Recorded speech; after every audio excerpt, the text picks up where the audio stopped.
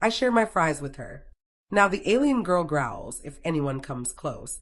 The xeno bazaar on Proxima Station was a sensory overload of the finest kind. Alien spices tickled the nostrils. Exotic music jangled the eardrums, and the crush of 1,000 different species made personal space a luxury rather than a right. For Alex Turner, it was just another Tuesday. Alex navigated through the crowd with practiced ease. His muscular frame created a natural pathway as aliens of various shapes and sizes instinctively gave him room. His light chestnut hair, perpetually tousled despite his best efforts, caught the artificial sunlight streaming through the station's overhead panels. The practical green t-shirt and dark multi-pocketed vest he wore marked him as what he was, a human contractor, one of the thousands who made their living in the far reaches of settled space. "1 large fries, extra salt," he said to the Denabian vendor, sliding across his credit chip. The four-armed alien grunted, took his payment, and handed over a red carton filled with golden, perfectly fried potato sticks. A rare luxury this far from Earth. "Real potatoes, not vat-grown," the vendor assured him, raising all 4 hands in a gesture of honesty that Alex knew was anything but. Still, they smelled authentic enough, and the first bite confirmed they were at least decent facsimiles. He found a relatively quiet spot near a decorative fountain and leaned against the railing, savoring each bite. These moments of earth and familiarity were worth every credit, a small taste of home in the vast emptiness of space.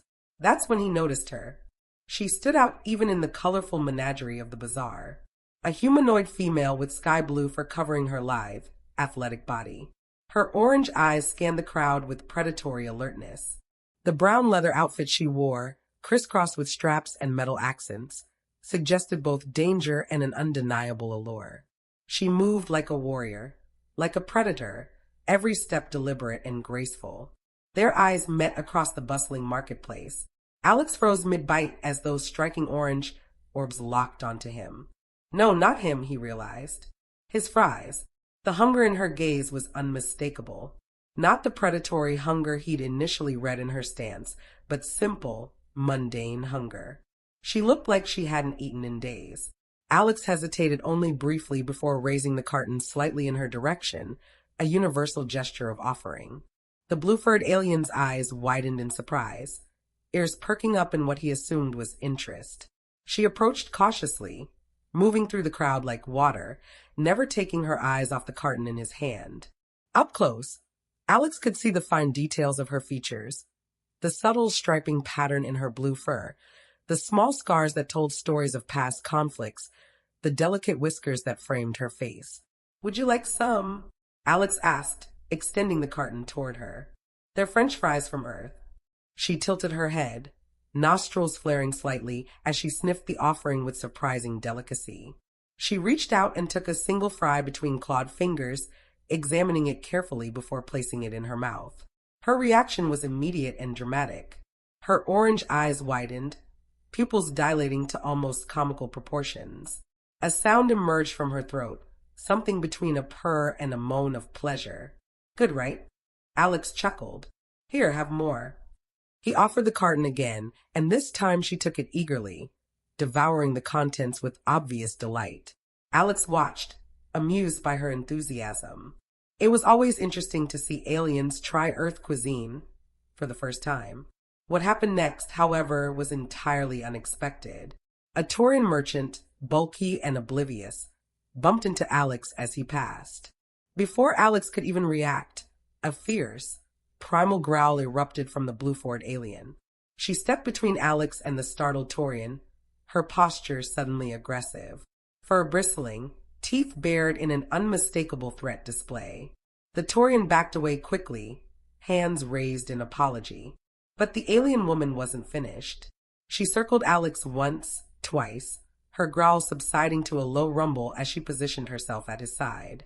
Orange eyes scanned the crowd for further threats. Thanks, but that wasn't necessary," Alex said, bewildered by her behavior. "He just bumped into me." She looked up at him, head tilted in apparent confusion, then pressed herself closer to his side when another passerby came too near. She growled again, causing the unfortunate alien to scurry away in alarm. "Okay," Alex muttered. "This is getting awkward." He tried to step away, but she moved with him, maintaining her protective stance. It was as if she had appointed herself his personal bodyguard, all because he'd shared his fries. "Look, I appreciate the thought, but you don't need to," Alex began, but was interrupted by another growl as a human woman approached, clearly intending to ask him something. The woman retreated hastily, shooting Alex a look that clearly said, "Control your pet." He winced at the implication. "This isn't going to work," he told his blue-furred shadow firmly. "I don't know what's going on, but you can't just growl at everyone who comes near me."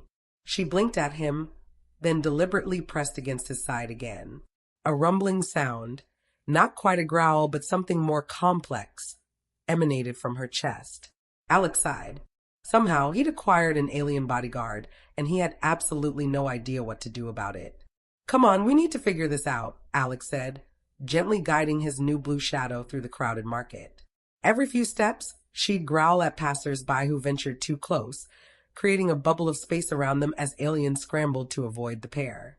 The translation kiosk stood in a quieter corner of the bazaar, operated by a wrinkled Vexillian with skin like parchment and 6 eyes that blinked in alternating patterns. Alex approached cautiously, his companion pressing against his side. "Need universal translator," the Vexillian stated rather than asked. Its voice was like rustling leaves. "For Bluadian, rare species." "Here, Felidian." "Is that what she is?" Jason asked, glancing down at his companion. "Yes. Warrior cast by markings," the translator said, reaching for a device on the shelf behind him. The blue-furred alien, the Felidian, growled low in her throat, causing the Vexillian to freeze. "It's okay," Alex assured her, placing a hand gently on her shoulder. "He's helping us communicate." The touch seemed to calm her, though she remained tense. Orange eyes fixed on the Vexillian's every movement.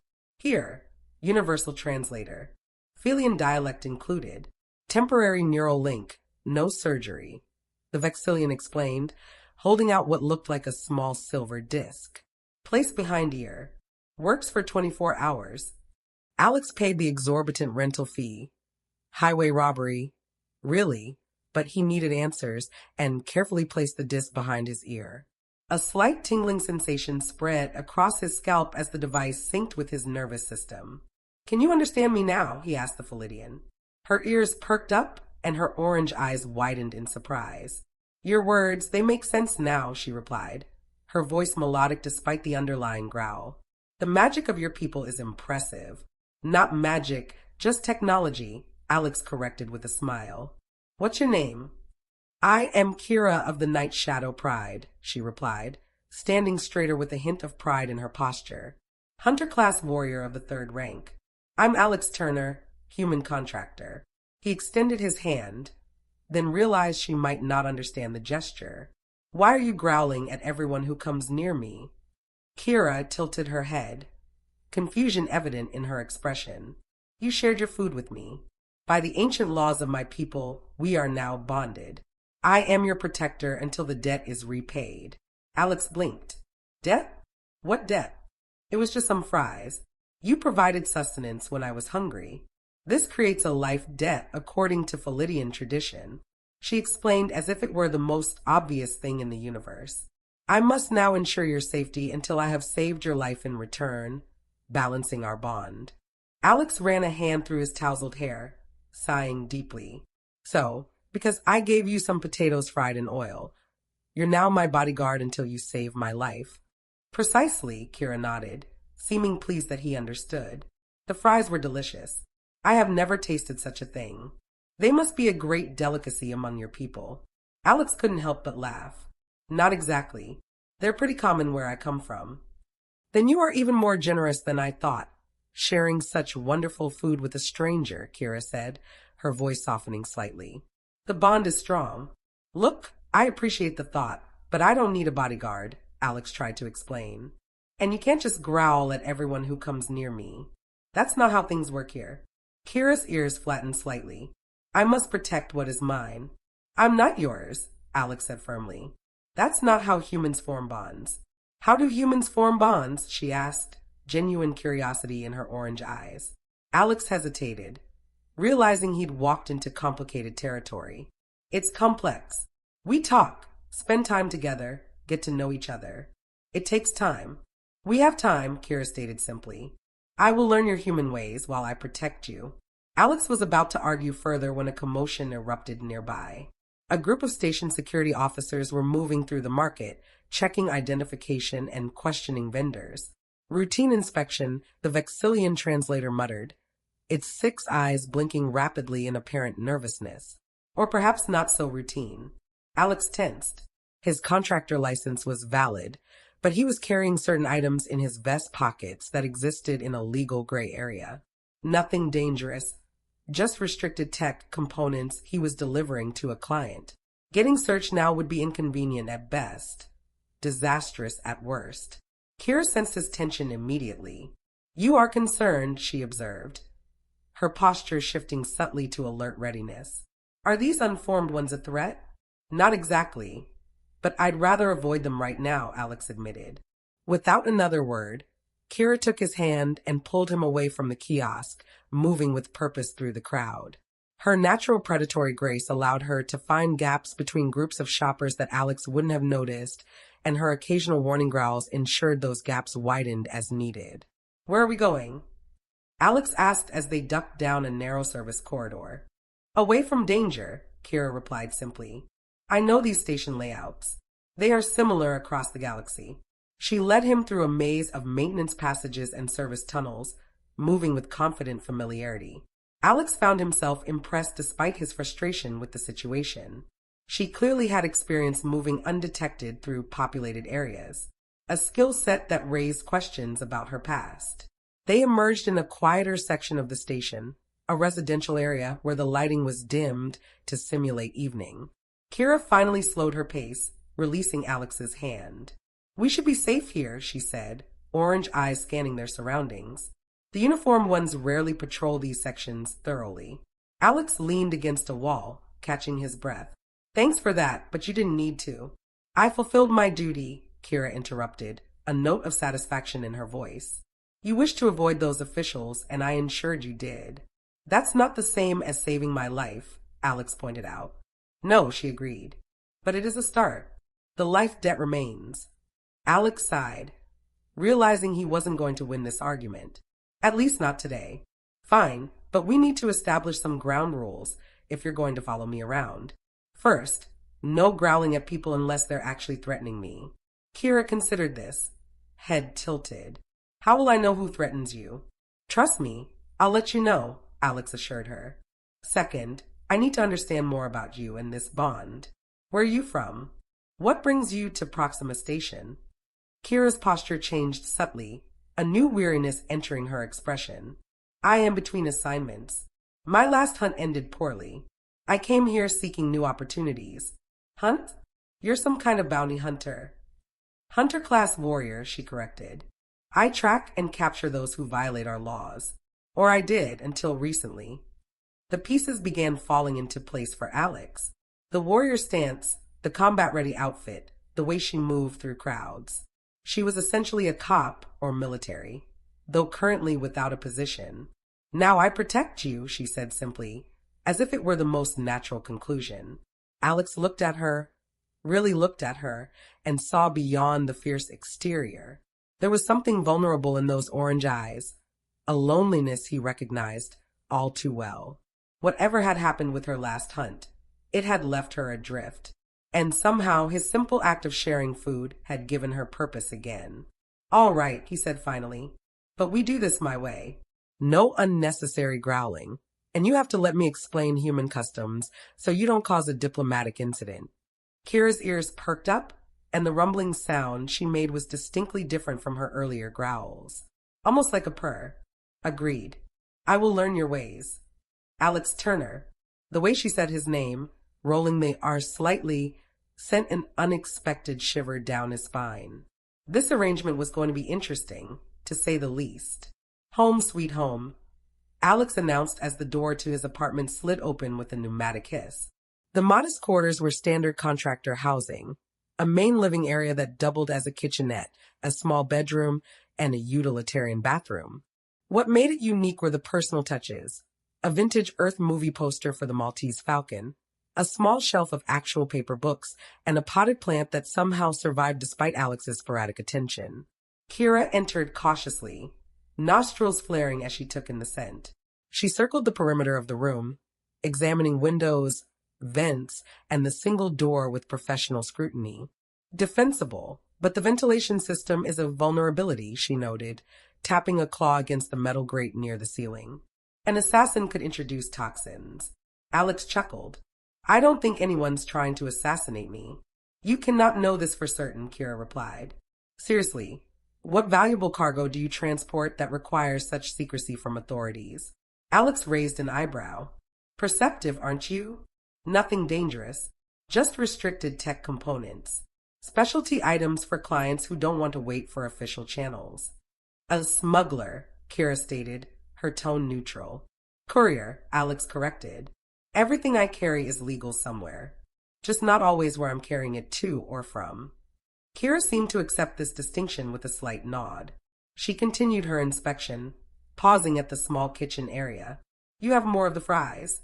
Not at the moment, Alex said, amused by her hopeful expression. But I can make some later. I have potatoes. Her ears perked up at this, and that rumbling purr returned briefly before she composed herself. That would be acceptable. Alex's calm chimed, interrupting the moment. He checked the display and frowned. I need to take this. It's a client. Kira nodded and moved to a position by the window, giving him the illusion of privacy while maintaining a vigilant watch on both the room and the view outside. Morgan, Alex answered, keeping his voice neutral. I have a package that needs discreet handling, came a voice, artificially distorted. High value, time sensitive. Double your usual rate. Alex's interest was piqued, despite his caution. Details. Small item pickup at Dock 17. Storage Unit 342. Delivery to Helios Colony. Must arrive within 48 hours. Helios Colony was 3 jumps away. A tight schedule, but doable. Identification protocol, the usual. Payment in advance. Half now, half on confirmation of delivery. Accepted, Alex said after a moment's consideration. Transfer the coordinates and first payment. The comm chimed again as the information came through. Alex reviewed it quickly, noting the substantial payment already in his account. Trouble? Kira asked as he set the comm down. Business, Alex corrected. I need to make a pickup and delivery. Time sensitive. We need to make a pickup, Kira stated firmly. I go where you go. Alex sighed. This is exactly what I was talking about. I work alone. It's safer that way. Incorrect, Kira countered. You work alone because you had no proper protection. Now you do. She gestured to herself as if the logic was irrefutable. Look, Kira, I appreciate the sentiment, but my work requires discretion. Having a blue-furred warrior following me around isn't exactly low profile. Kira's ears flattened slightly, and Alex immediately regretted his words. Before he could apologize, she spoke. I can be discreet, she said, a hint of wounded pride in her voice. I was not always a hunter. Before my training, I learned stealth and infiltration. Alex considered this. Having backup could be useful, especially for a high-value package. And if he was being honest with himself, there was something reassuring about Kira's presence, her confidence, her alertness, qualities that could prove valuable in his line of work. All right, he conceded, but you follow my lead. No growling, no threatening behavior unless I give the signal. We need to blend in. Kira's ears perked up again. What is the signal? If I say, now would be a good time for a demonstration, that means you can go fully warrior on whoever's causing problems. Otherwise, just act normal. Kira repeated, testing the word. I will observe how humans act and mimic their behaviors. Alex wasn't entirely confident in this approach, but decided it was the best he could hope for. Let's get ready. We need to move quickly. As Alex gathered his equipment, a concealed stunner, a multi-tool, and a specialized carrier bag with scanning countermeasures, Kira watched with evident interest. Your weapons are inadequate, she observed. I could provide superior protection with proper armaments. No weapons, Alex said firmly. The stunner is just a precaution. This is a pickup and delivery, not a combat mission. Kira looked unconvinced, but didn't argue further. Instead, she adjusted her leather outfit, checking various hidden pockets and straps.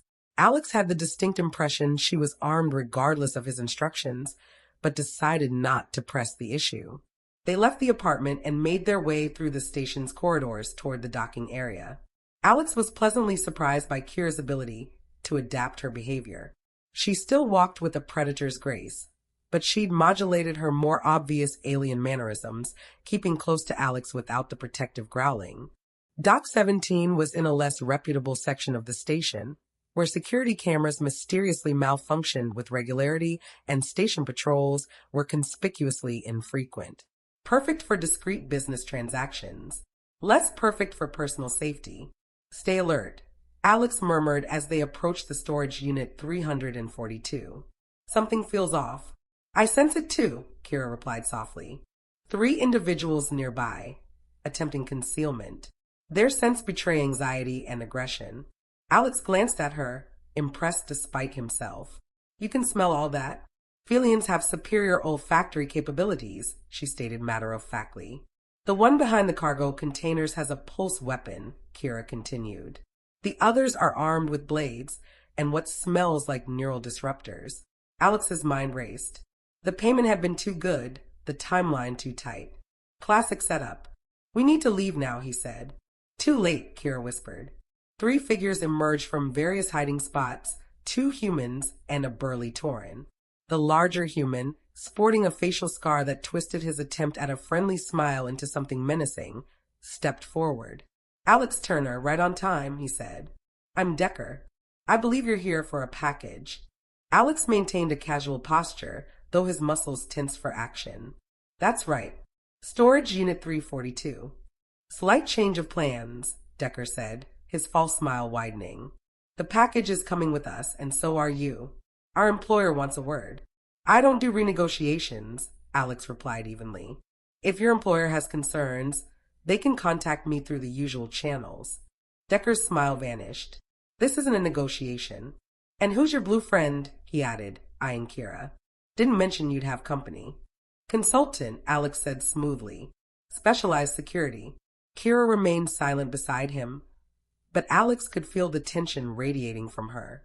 She was coiled like a spring, ready to unleash violence at his signal.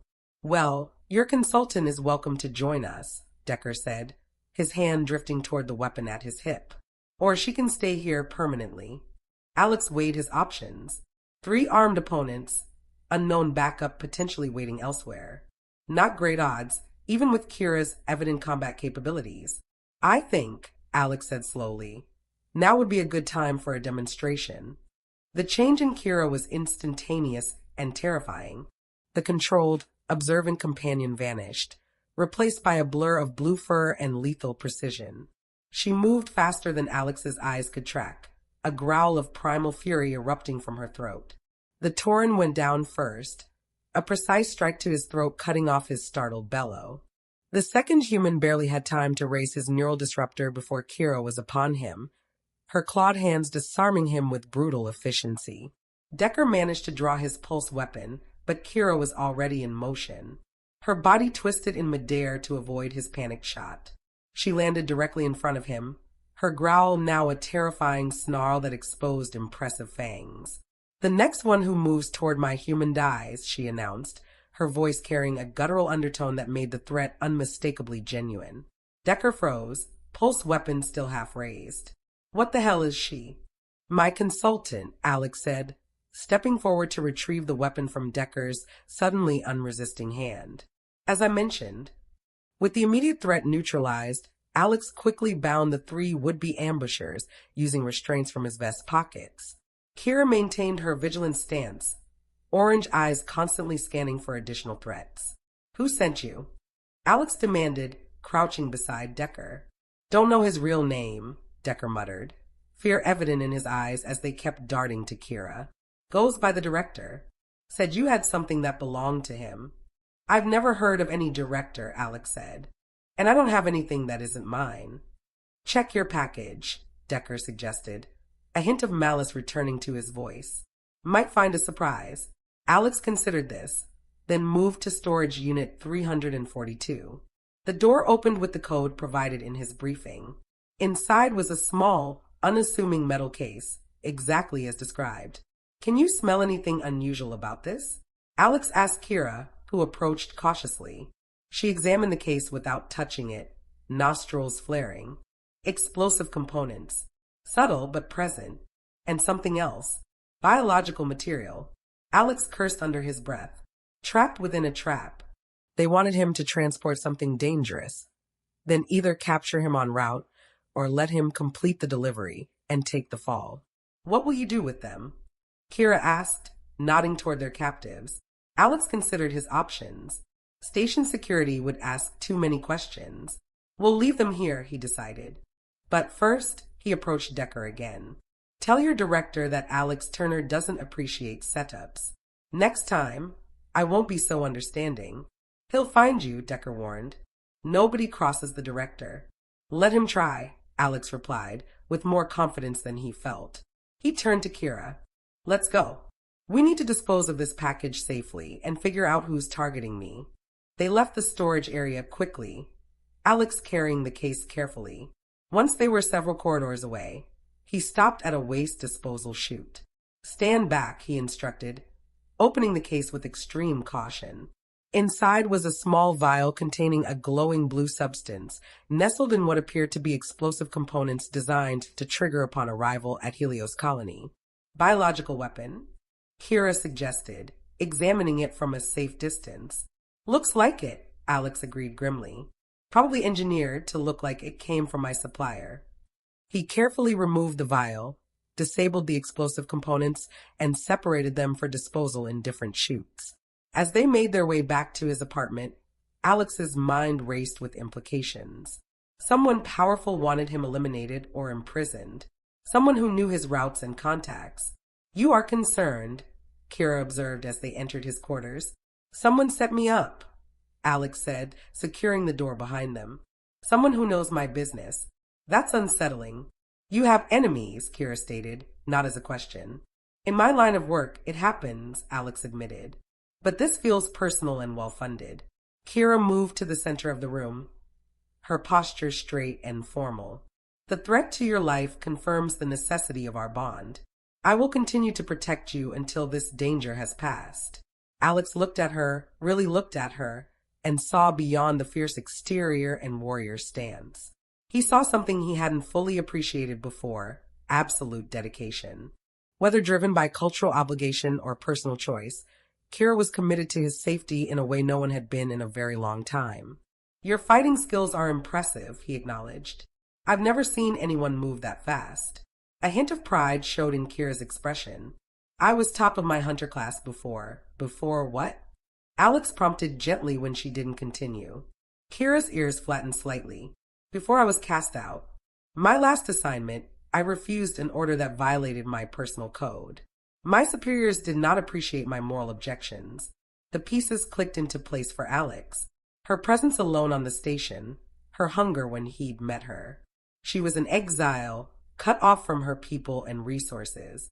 So you're a rogue warrior with principles? Alex summarized. Well, I can respect that. You are not concerned by this revelation? Kira asked, genuine uncertainty in her voice. Alex shrugged. We've all got pasts. What matters is what we do now. He moved to the kitchen area. And right now, I believe I promised you more fries. The change in Kira's demeanor was immediate. Her ears perked up, and that rumbling purr returned. Alex couldn't help but smile as he began preparing the potatoes. As he worked, Alex found himself stealing glances at his unusual companion.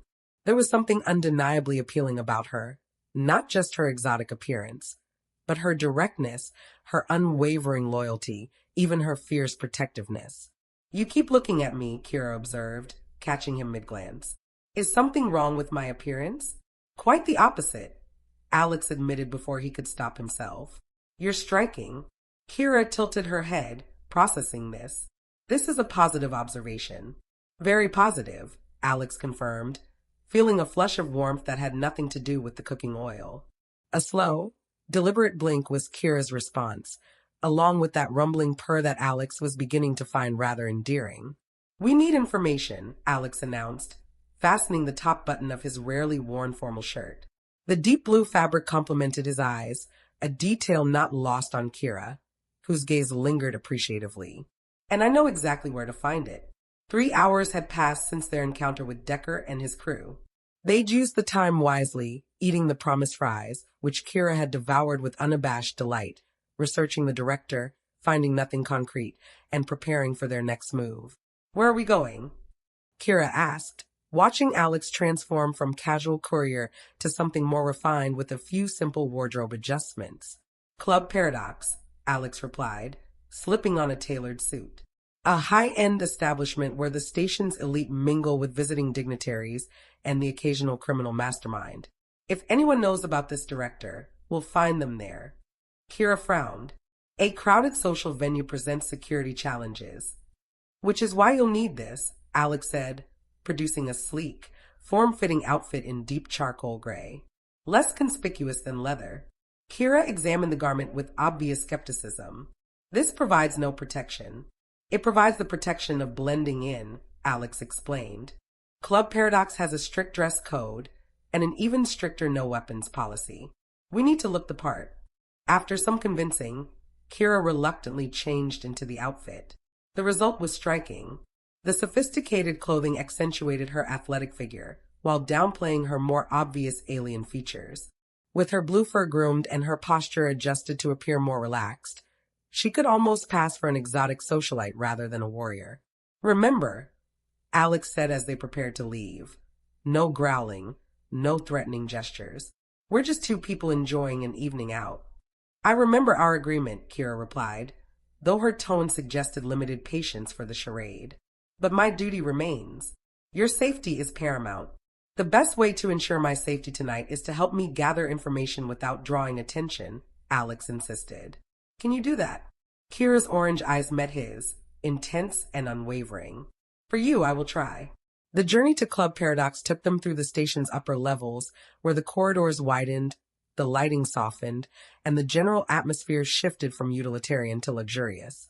Kira observed these changes with evident curiosity. "Your station segregates by wealth," she noted. "Like my home world. Like most places in the galaxy." "Some things never change, regardless of species," Alex replied with a hint of resignation. Club Paradox lived up to its name, a study in beautiful contradictions. The exterior was understated elegance, while the interior exploded in controlled opulence. Soft bioluminescent lighting cast everything in a dreamlike glow. Gravity modulators create areas where patrons could float gently above plush seating or dance in 3 dimensions. The clientele was equally diverse. Humans in formal attire mingled with aliens of various species, all projecting an aura of importance and wealth. The doorman, a tall, slender being with metallic skin, gave them an appraising look before nodding them through. Alex had called in a favor for their access, and apparently it had paid off. "Stay close," Alex murmured as they entered the main floor. "My contact should be here somewhere." Kira moved with surprising grace, adapting quickly to the social environment despite her obvious discomfort. Her orange eyes constantly scanned their surroundings, but she managed to make it look like casual observation rather than tactical assessment.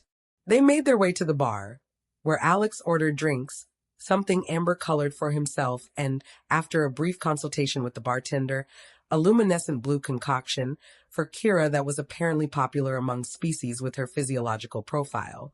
"Sip slowly," he advised as she examined the glowing liquid. "It's stronger than it looks." Kira took a cautious taste, her eyes widening slightly. "It's pleasant, like liquid starlight." Alex smiled at her description. "Good. Now, see the human woman by the floating platform? Silver dress, talking to the Vexillian ambassador? That's Lara Voss, former intelligence operative, now an information broker. If anyone knows about this director, it's her." Kira studied the woman with newfound interest. "How do we approach?" "Carefully," Alex said. "She doesn't appreciate direct questions." Alex Morgan, a melodious voice interrupted. "Still alive. How disappointing for your enemies." They turned to find Lara herself standing behind them, her silver dress shimmering like liquid metal in the club's ambient lighting. Her smile was professional, revealing nothing. "Ilera," Alex greeted her with equal neutrality. Always a pleasure. I'm sure, she replied, her gaze shifting to Kira with evident curiosity. And who's your striking companion? Kira. Alex said simply, avoiding surnames or species designations that might reveal too much. Charmed, she said, extending a hand in the human greeting custom. Kira hesitated only briefly before accepting the handshake, careful to keep her claws retracted. What brings you to my corner of the station? Ilera asked, signaling the bartender for her usual drink. You're not exactly a regular in these circles. Just showing Kira the finer side of Proxima, Alex replied casually. Though I did hear an interesting rumor recently about someone called the Director. Thought you might know something. Ilera's expression didn't change, but Alex noticed a subtle tension in her posture. Careful, Alex. Some names aren't meant to be spoken in public. So you do know something, Alex pressed gently. Ilera accepted her drink from the bartender, taking a deliberate sip before responding. Not here. Meet me in the private lounge in 20 minutes. Bring your friend. With that, she glided away, seamlessly rejoining the crowd. She knows something, Kira observed once Ilera was out of earshot. And she's scared, Alex added. I've known Ilera for years. Nothing scares her. They spent the next 20 minutes circulating through the club, maintaining their cover while Kira gradually acclimated to the social environment. Alex noticed with amusement that she was drawing admiring glances from patrons of various species. Her exotic beauty and natural grace made her stand out despite her attempts to blend in. You're quite popular, he commented, as they made their way toward the private lounge. I don't understand their interest, Kira replied, genuinely puzzled. I've done nothing to attract attention. Sometimes just being yourself is enough, Alex said, surprising himself with the sincerity in his voice. The private lounge was a secluded area separated from the main club by sound-dampening fields and privacy screens. Ilera was already waiting, along with a nervous-looking Taurian in formal business attire. Alex, Kira. Ilera introduced the Taurian. This is Moran. He has information that might interest you. Moran's four-fingered hands fidgeted constantly. You asked about the Director, he said without preamble, his voice barely above a whisper. She's real and dangerous. We gather that much, Alex said. What can you tell us about her? Not her. Him, Moran corrected. Director Naomi Blackwood, former Earth Intelligence, now runs a private security firm called Sentinel Dynamics. But that's just the legitimate front. Alex frowned. Never heard of her. That's by design, Ilera interjected. Blackwood operates in shadows within shadows. Her official business provides cover for her real enterprise, corporate espionage, assassination, political manipulation. Why would someone like that target me? Alex wondered aloud. I'm just a courier. Moran and Ilera exchanged glances. You transported something recently, Moran said. A data crystal from the Arcturus system to a research facility on Europa. Alex's blood ran cold. The job had been routine. A small package, good pay, no complications. That was 3 months ago. What about it? He asked. That crystal contained research data on a new propulsion system, Ilera explained. Revolutionary technology that would make current FTL drives obsolete. Blackwood wanted it for her clients, Moran continued. But you delivered it before her operatives could intercept. So this is revenge? Alex asked incredulously. Seems excessive. Not revenge, Moran said, his fidgeting intensifying. Insurance. The research facility is close to a breakthrough. Blackwood needs someone to blame when it's sabotaged. Preferably someone with a history of transporting questionable cargo across jurisdictional boundaries. Me, Alex realized. The biological weapon was meant to establish a pattern. Make me look like a terrorist or saboteur. Precisely, Ilera confirmed. Once you delivered it to Helios Colony, evidence would link you to the research facility attack. Neat, clean, and utterly ruthless. Kira, who had remained silent throughout the exchange, suddenly tensed. Someone is approaching armed, she whispered. Before anyone could react, the privacy screen deactivated, revealing 2 humans in nondescript clothing. Their hands were concealed in their jackets, the universal sign of concealed weapons. Mr. Morgan, the taller one said. Director Blackwood would like a word. Alex assessed their options. The club's no-weapons policy was clearly flexible for some patrons, and starting a confrontation here would endanger civilians. "I'm in the middle of a drink," he replied calmly. "Perhaps another time." "This isn't a request," the man said, his hand emerging just enough to reveal a neural disruptor. "Now." Alex felt Kira tense beside him, ready to spring into action despite their surroundings. He placed a subtle restraining hand on her arm. "Gentlemen," Ilera interrupted smoothly, "this is a private establishment. Whatever business you have with Mr. Morgan can surely wait until stay out of this vase," the second man snapped. "Your information brokering days are over." "If you interfere," Jace caught Kira's eye, giving her the slightest nod. Understanding passed between them instantly. "Well," Alex said, rising slowly, "if the director insists." He moved with practiced precision, grabbing his drink and flinging the contents into the face of the first man. Simultaneously, Kira launched into action. Her movements were a blur as she disarmed the second man before he could fully draw his weapon. The first man, temporarily blinded, reached for his disruptor, but Alex was already there, delivering a precise strike to his wrist followed by a knockout blow to the jaw. The entire confrontation lasted less than 5 seconds. "We need to leave," Alex said urgently. Now, Ilera was already activating a hidden panel in the wall. "Service corridor. It'll take you to the lower levels. Go." "What about you?" Alex asked. "I was never here," Ilera replied with a grim smile. "Yeah, neither were you," Moran added nervously. 30 seconds before security arrives. Make them count." Alex grabbed Kira's hand and pulled her toward the hidden exit. As they slipped into the narrow service corridor, he heard Moran beginning a loud, theatrical argument with the unconscious men, creating a diversion. They moved quickly through the maintenance passages, descending several levels before emerging in a quieter section of the station. "That was exhilarating," Kira admitted, her orange eyes bright with adrenaline. "You fight well for a human." "Thanks, I think," Alex replied, checking to ensure they weren't followed. "But now we have a bigger problem. This Director Blackwood knows we're on to her, and she has resources throughout the station." Kira's expression turned serious.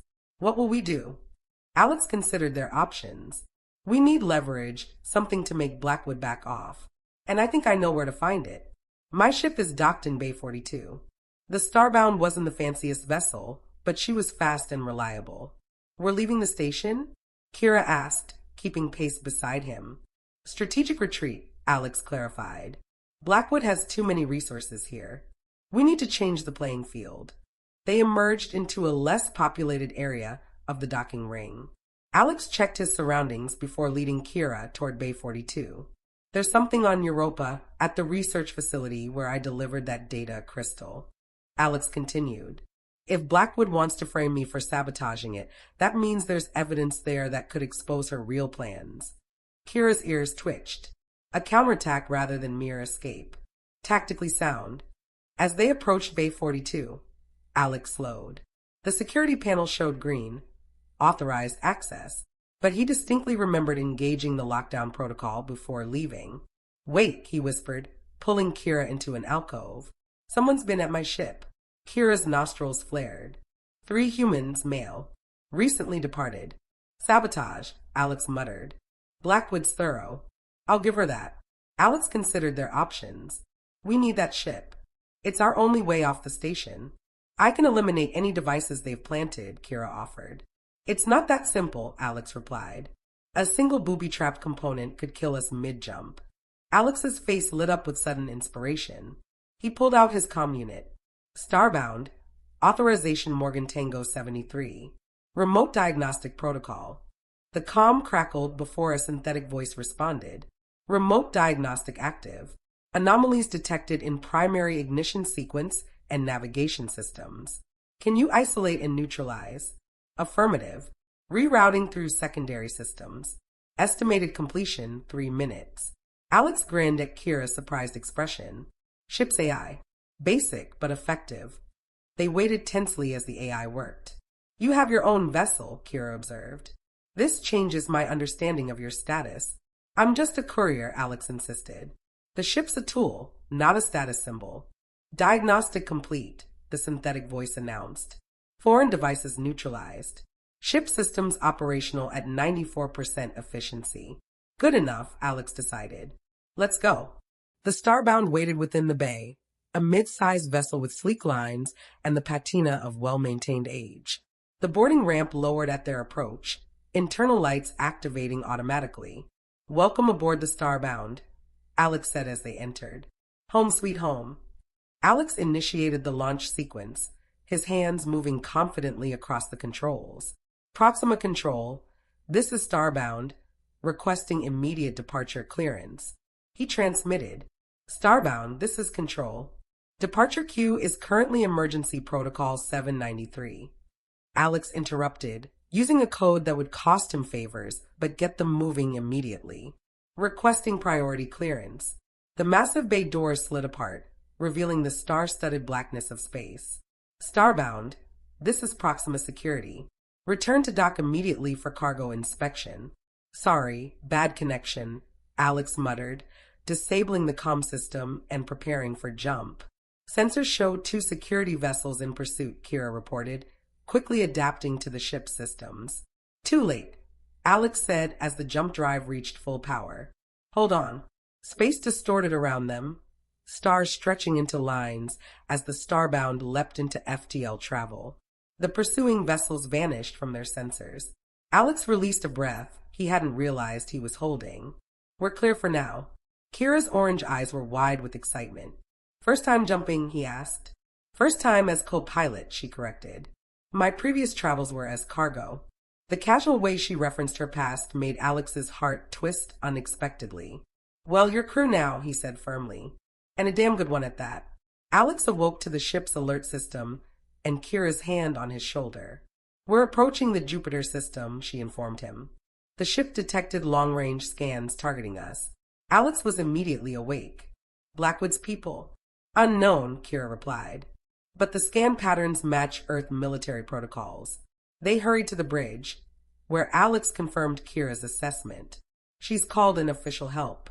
Makes us look like the criminals. What's our approach? Kira asked, taking the co-pilot's seat. Direct and honest. We'll request an emergency landing due to a medical situation. Deception, Kira noted with approval. But will they believe it? They will when they scan our engine signature, Alex said, making adjustments. I'm creating a controlled imbalance. Nothing dangerous, but it'll look like we're having serious problems. The plan worked. Their distress call, combined with the engine's worrying signature, got them priority clearance to Europa's research facility landing bay. The Earth military vessel maintained a watchful distance, but didn't interfere. The Starbound settled onto the icy landing pad. Through the viewports, they could see the massive research complex built into Europa's ice crust. We need to move quickly, Alex said, grabbing cold weather gear. Blackwood saboteurs are likely already here. He handed Kira a thermal suit. This should fit over your fur. Europa's surface temperature is around minus 160 degrees. What is our objective? Kira asked as she donned the suit. Dr. Elena Charleston, Alex replied. She's the lead researcher. I delivered the data crystal to her. If anyone knows what Blackwood is after, it's her. They exited the ship, presenting their credentials to the facility security team. Alex's status as a registered courier got them through the initial checkpoint, though he noticed the guards were more alert than usual. They located Dr. Charleston in the central laboratory, a brilliant space filled with holographic displays and complex equipment. The scientist was a small, intense woman with streaks of gray in her black hair. Mr. Morgan, she greeted him with surprise. I didn't expect to see you again. Neither did I, Alex admitted. But we have a situation. Director Naomi Blackwood. Does that name mean anything to you? Dr. Charleston's expression darkened. Unfortunately, yes. Sentinel Dynamics has been trying to acquire our research for months. When that failed, they attempted more direct methods. She's planning to sabotage your facility, Alex explained, and frame me for it. That explains the security alert we received, Dr. Charleston said. Someone claiming to be from Earth Intelligence warned us that you might attempt industrial espionage. Not you, Alex assured her. But someone's coming soon. Dr. Charleston studied him for a moment, then nodded. I believe you. We're scheduled to test the prototype drive tomorrow. The first fully functional model. That's what Blackwood wants to prevent. Alex realized a successful test would make the research public knowledge beyond Blackwood's ability to control. A facility-wide alarm suddenly blared, red emergency lights pulsing throughout the laboratory. Security breach in Sector 7, announced an automated voice. All personnel, implement lockdown procedures. The cooling systems, Dr. Charleston said, her face pale. If they're compromised, the prototype will overheat and explode. Alex finished grimly, taking half the facility with it. Kira was already moving toward the exit. Where is this Sector 7? Dr. Charleston pointed to a schematic. 2 levels down, north quadrant. But security will have sealed it off by now. Not a problem, Alex assured her, following Kira. We specialize in accessing sealed areas. Sector 7 was indeed sealed. Massive pressure doors locked into place. A security team had established a perimeter, weapons drawn. No access, the team leader stated firmly as Alex and Kira approached. Potential sabotage situation. We know, Alex replied. We're here to help. I have experience with the cooling systems. The team leader hesitated, then shook his head. Orders are clear. No one enters until the response team arrives. An explosion from within Sector 7 interrupted him. The pressure doors bulged from the force. Warning lights intensified as the automated system announced, critical failure imminent. Evacuate all adjacent sectors. The security team began falling back. Alex turned to Kira, a silent question in his eyes. She nodded once. We're going in, he told the team leader. Override code Morgan Echo 97. The code, a high-level emergency override he'd been given for a previous delivery, worked. The pressure doors slid open enough for them to slip through. Inside Sector 7 was chaos. Secondary explosions had damaged the environmental systems, filling the area with steam and electrical discharges. Through the haze, they could make out 2 figures working at the main cooling control panel. Blackwood saboteurs. We need to stop them before they finish the job, Alex said. Kira moved with predatory grace, crossing the distance to the first saboteur before he even registered her presence. A precise strike rendered him unconscious.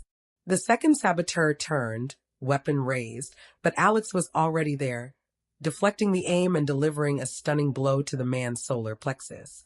The cooling system, Alex called, examining the damage controls. It's set to overload in 2 minutes. Kira joined him at the panel. Can you stop it? Not from here, Alex realized. They've locked out the main controls. We need to manually vent the system. He pointed to a massive valve wheel on the far wall.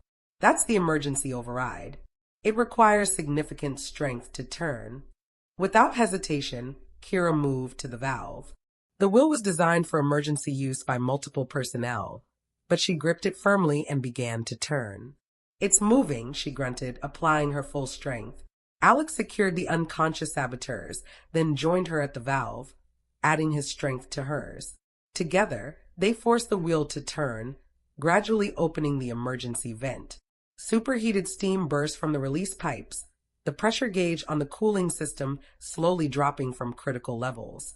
It's working, Alex exclaimed as the automated warnings began to subside. With one final effort, they completed the valve turn, locking it in the open position. The cooling system stabilized, and the immediate danger was averted. Kira turned to Alex, her orange eyes bright with the thrill of success. We did it. Security forces burst into the sector, weapons raised, until they assessed the situation. Behind them came Dr. Charleston, her expression shifting from fear to relief. You saved the prototype, she said, and likely the entire facility. And we caught your saboteurs, Alex added. I'd suggest questioning them thoroughly about their connection to Director Blackwood. Dr. Charleston nodded grimly. Earth intelligence has already been notified. The real Earth intelligence. With these men in custody and evidence of the sabotage attempt, Blackwood's days of operating in the shadows were numbered. What about us? Alex asked. She still has resources and a grudge. You have the gratitude of the Europa Research Collective, Dr. Charleston said formally, and all the protection that entails. Ms. Blackwood would find herself facing the combined legal forces of 17 planetary governments if she continued to pursue you. Alex said quietly, you saved my life. That explosion would have killed us all if we hadn't stopped it. Kira's ears perked up as she realized the implications. The life debt is repaid. Yes, Alex agreed, feeling a strange hollowness at the thought. By your traditions, our bond is complete. Kira was silent for a long moment, her orange eyes studying him intently. And what of your traditions, Alex Morgan? How do humans mark such moments? Alex took a deep breath. We typically celebrate, maybe over dinner, perhaps with fries. A slow, deliberate blink was Kira's response, along with that rumbling purr that had become his favorite sound. I would like that, she said softly, though I find I am reluctant to end our association merely because the life debt is satisfied. Who said anything about ending? Alex asked, reaching out to gently touch her face. I was thinking more of evolving. Evolving, Kira repeated, leaning into his touch. Into what? Something new, Alex suggested. Something neither of us has experienced before. If you're willing to explore that possibility. Kira's purr intensified, her orange eyes bright. I am a hunter, Alex Morgan. Exploration is in my nature. As they walked back through the facility side by side, Alex felt Kira's hand slip into his. No growling, no protective stance, just the simple connection of two beings who had found something unexpected in each other. You know, Alex said as they approached the landing bay where the Starbound waited, there's a lot of galaxy out there. A good ship, a good crew, we could go anywhere. Anywhere sounds promising, Kira replied, as long as there are fries occasionally. Alex laughed, the sound echoing in the vast dome. I think that can be arranged. As they boarded the Starbound together, Alex marveled at how the simple act of sharing food had changed everything. A chance encounter, a moment of kindness had led them here.